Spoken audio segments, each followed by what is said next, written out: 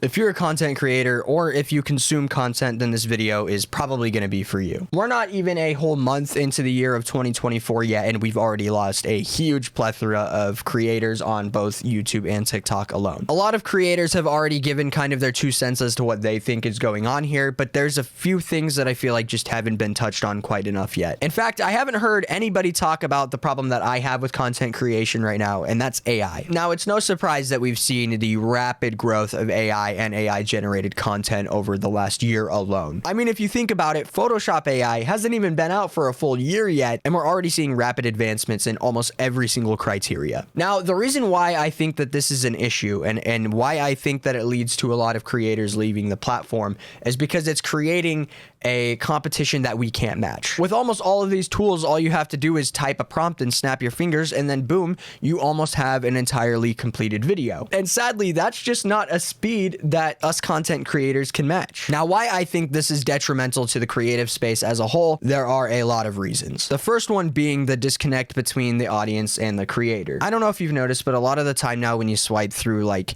TikTok or if you swipe through YouTube Shorts, it doesn't feel like I'm connected to anything at all. It kind of just feels like senseless scrolling nowadays because of all the amount of AI generated content. And I don't know if I'm the only person who has that issue, but these platforms are definitely just starting to get overrun, especially on YouTube. I've seen it a little bit less on TikTok, surprisingly, which is really, really weird. I thought it'd be the other way around, but almost every single video that I see on YouTube Shorts just doesn't feel right to me.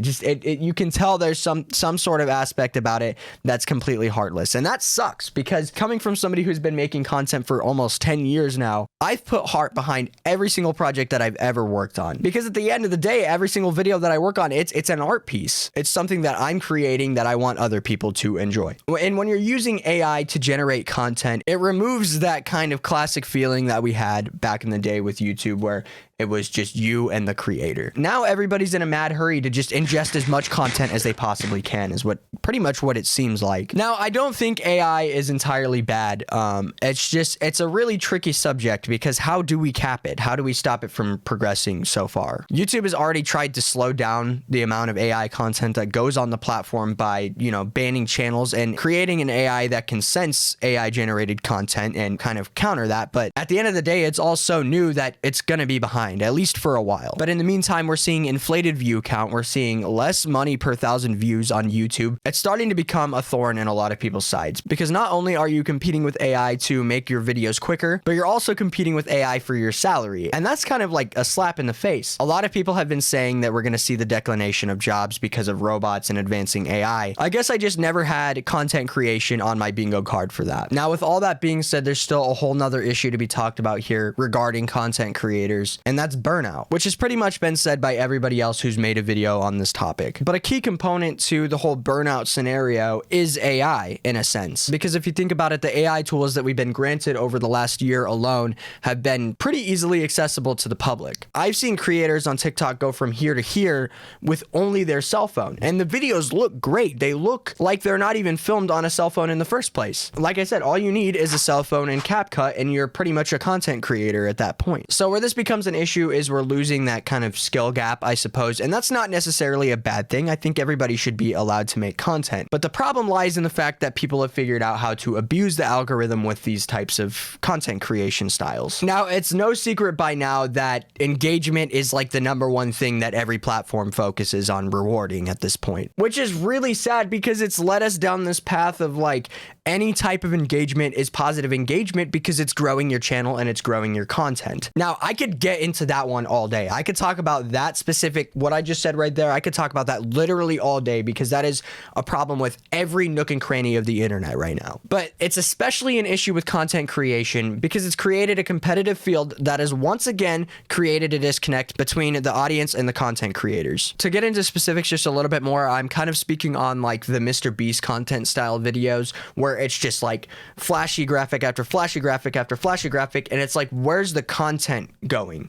You know, at this point, it's just so stimulating. And we all know about this issue. I mean, it's literally memed about all the time. We see the videos with like 3 Subway Surfers playing, you know, maybe like Temple Run in the background. Is everyone's brain simulated or not?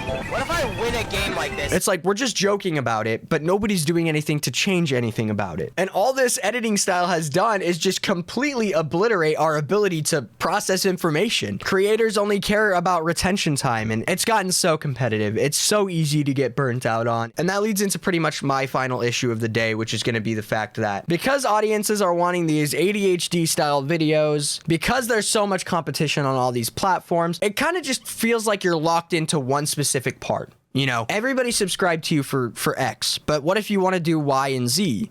Well, you can't, because if you branch out there, you're going to lose this amount of subscribers because they're going to go over here and get it from this content creator instead. And it's become such a competitive field at this point. And if you're not a content creator, but you want to be eventually, then the best advice that I can give you is make sure that you don't set the bar on your content too high for yourself. You want to create this manageable workload that you can handle. And if you plan to make a career out of it, you need to be absolutely sure that the content that you're going to be creating is going to be something that you're going to want to do for the rest of your life, because branching away from that content is detrimental to your view count and your subscriber count. I don't really see any way to come back from this unless we see these platforms somehow pivot away from rewarding retention rates, which I don't really see happening anytime soon because it makes these platforms more money. The longer you can keep a viewer on the platform, the more ads they're exposed to, which leads to more money in the pockets of the platform in question. So moral of the story is, if you're a content creator out there and you're experiencing that burnout feeling and you're this close to quitting, please don't.